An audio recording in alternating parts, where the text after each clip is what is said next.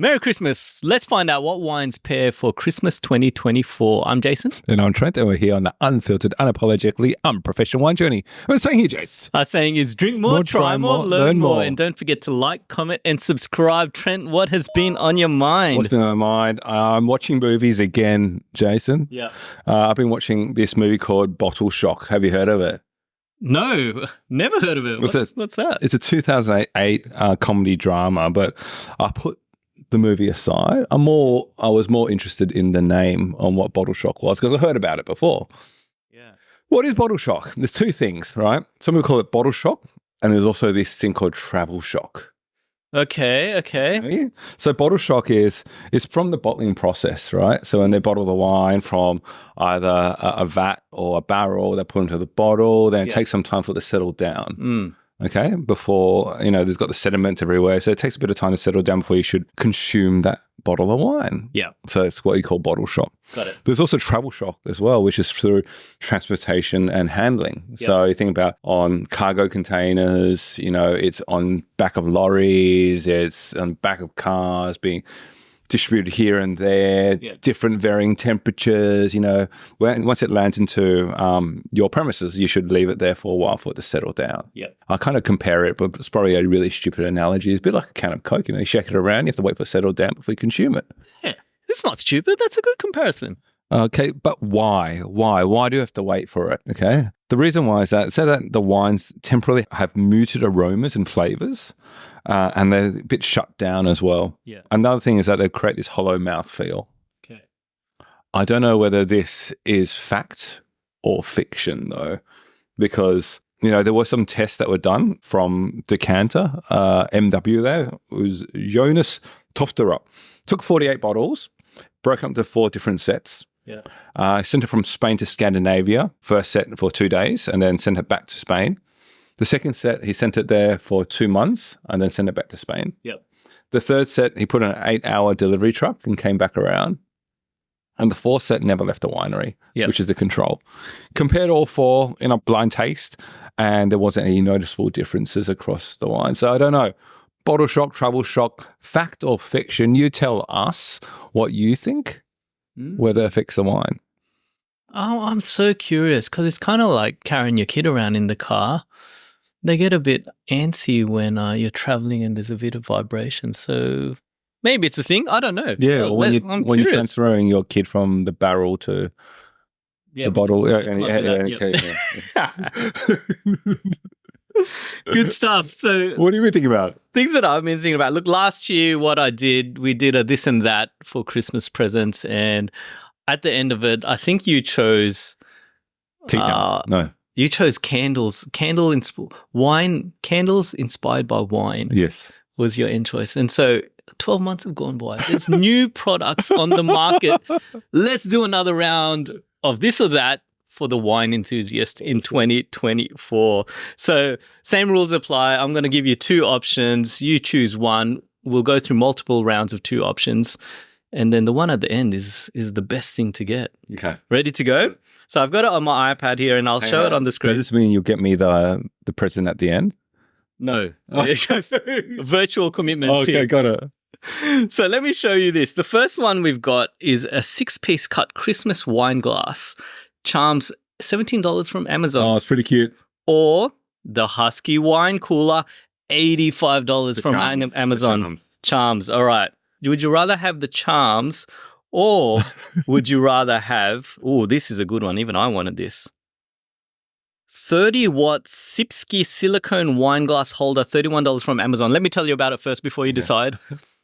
Having a shower, you put this silicone holder in your shower and that's where you put your wine glass. You can drink while in the shower. Which one would you rather have? I've heard about the beer in the shower, wine in the shower. Not my thing. Yeah. The charms. The charms. Okay, charms are still going. Next one on the list. This was interesting. It's a book called Big Macs and Burgundy. It's wine pairings for the real world. Who has all of those crazy pairings? Everyone has a Big Mac. Except us. This kind of reinforces that. Yeah. $30 from Amazon. Would you rather the book? The book. Or the charms? Yeah, the book's taken over. All right. Let's keep going. Next round. We've got a champagne saber. You tried this recently. Maybe you didn't have the right tool.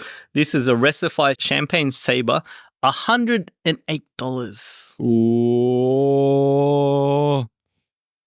The saber. Wow, I wasn't expecting that. Okay, saber's going. All right, next one. This could go on forever. I'm sorry, it is. You know what? We've been using the Coravin. Bloody hell, we run out of gas. You got to get some more. Coravin Argon capsules. A 6-pack is $95 from Amazon. Very useful. Saber or that I'm one? a practical man. Probably go for the gas. The gas. Oh, okay. Coravin Argon gas wins. Next one. I don't know if you've seen this on your social media. There's this special glass that you can continue to spin. It'll help aerate it. It's actually called the Anwini Spinning Wine Decanter Glass. $88 from Amazon. Who doesn't want a glass that spins? Yes, I do. You do. Okay. Get rid of the gas. Yes, You're onto the spinner. All right, 3 more and then we're done. Here we go. This has been popping up a lot on the social feed. It's a custom cork box, $99 from the cork I want one. box. I saw it. So instead of the spinning glass, you're going for the cork box? All right. Last 2. Champagne Spill Red Wine Stain Remover, $38. Okay. Cork box wins. Last one. Aravana Electric Wine Aerator, $180 from Amazon. Good. Don't need it. Cork box. Cork box. There we go. Congratulations. Virtually, I would have gotten you that. But you can just deal with the picture instead. Merry Christmas. Thank you. Okay, season of giving. So talking about gifts and giving, what do you want for Christmas this year, Jason? I haven't even thought about it. You know what? I just want some peace and quiet. It's been a long year. Yeah. I'll go to a resort somewhere, just lay back, take the kids to go chill out at a kids where they take care of the kids, and that's it. Yeah. So last year, what did I get you? You got me a fantastic book, Jancis Robinson's World Atlas of Wine. Very useful. Absolutely. Okay, so I thought this year, look at what are the books to have around wine. So this is heavy.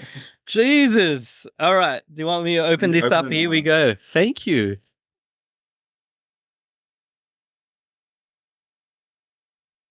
Here we go. Wow.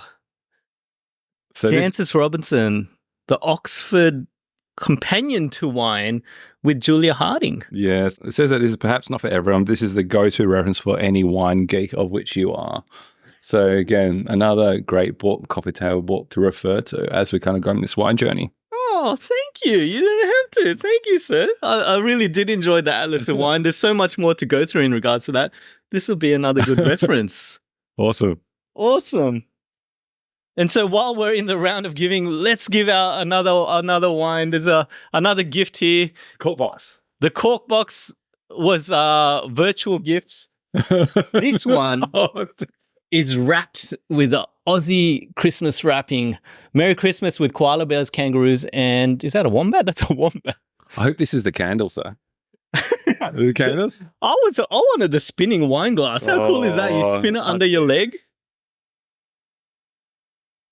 How to Drink Australian by Jane Lopez and Jonathan Ross. There we go. So I thought, well, here we're supporting local. Let's find out more about Australian wine regions and the great producers within there. Hopefully that helps provide a bit more info on that. Yeah, Steve Flamsteed, Giant Steps. Very cool. There we go. Merry Christmas. Thank you. Okay. That's the spirit of giving. Let's get on to the topic of wine pairing for Christmas. Yes. So, Panettone. What is a panettone?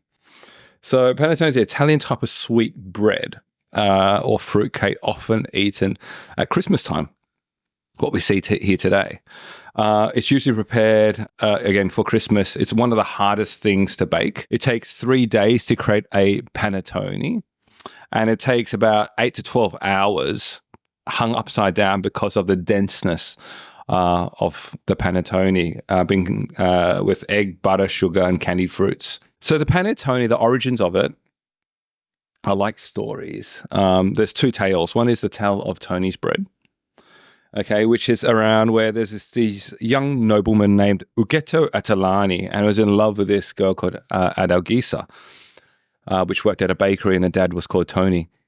Okay. Okay, so they had different social status, and there's a big faux pas back then because the different social status, so they couldn't get together. So what happened is that the young Chapo Ghetto decided to disguise himself and work at the bakery and started to create a very special type of bread. So he put together the flour, bread, eggs, candied fruit together and created this delicious bread that everyone started to flock to and eat. And because he wanted to call it under the dad's name, he called it Pannetone, which became Tony's bread. Okay. And hence the name Panettone. Panettone. Oh. The second one was around the legend involving the Duke of Milan. We have the Duke Ludovico Sforza of Milan, where the chef there accidentally burnt the dessert. And then there was a kitchen hand around that said, okay, I'm going to try and fix this. Again, who whipped up something with flour, eggs, butter, sugar, and candied fruits, and then created a bread that all the guests loved. So he saved the day. Yep. And his name was Tony. Again, they called it Pannetone. So hence the name Pannetone. So again, two stories referring to the name Tony and Tony's bread. But it's just a great story to kind of think about whether it's wooing a daughter of a baker or saving the day. You know, it's a bread that we can celebrate when people come together. And also, Tony must be a great guy because he's in both of the stories. Yeah, and Tony is a great guy. So we tried to do pairing with this one today. Sweet bread, fruit cake. What did you go for, Jace? Yeah. So I've been scoffing it down while you're there. And this is inspired by Daniel Marcella. So we did an episode with him, the Italian wine cellars. And it's a marcobonfante Brachetto D'Acqui, 2019. First time I had a Brachetto. And at that time, it was like we were pairing it with Tim Tam, so more of a chocolate dish. But it was light, it was frizzy, it's got bubbles through it. And at the same time, it wasn't high alcohol, but it was sweet, but it wasn't overly sweet. Sometimes you can get a sweet wine that's like syrup. It's very, very thick and viscous, and this wasn't the case. A theory around this, the Panettone, which I got to say I've never had before, but now that I've had that bready kind of lightness is there, goes with a light wine, and having those dried fruits with the cherry kind of fruits from this Brachetto could work. I've had a taste. You've just had a taste. What do you think? I think it works, but it could be better. I think we had a bit more of that kind of raisiny notes to it or something like that, like a deeper, denser, more complex type of wine. It might have worked better with this cherry Panettone. I find this wine, like it's good, easy to drink, but a bit simple. I feel like a denser, more complex type of Brachetto that we had with Daniel Marcella before would have worked a bit better with this Panettone.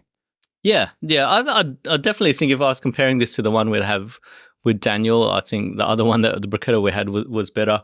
I do think it's good because it's light and airy. I don't think the complexity is there. But maybe let's move on to the wine that you've had. What do you recommend?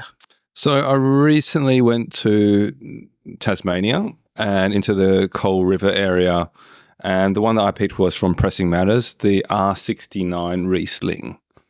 So the reason why it's called R69 is residual sugar 69.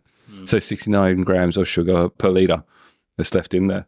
So again, a semi-sweet wine, and it recently also won the best sweet wine in Tasmanian Wine Show 2024.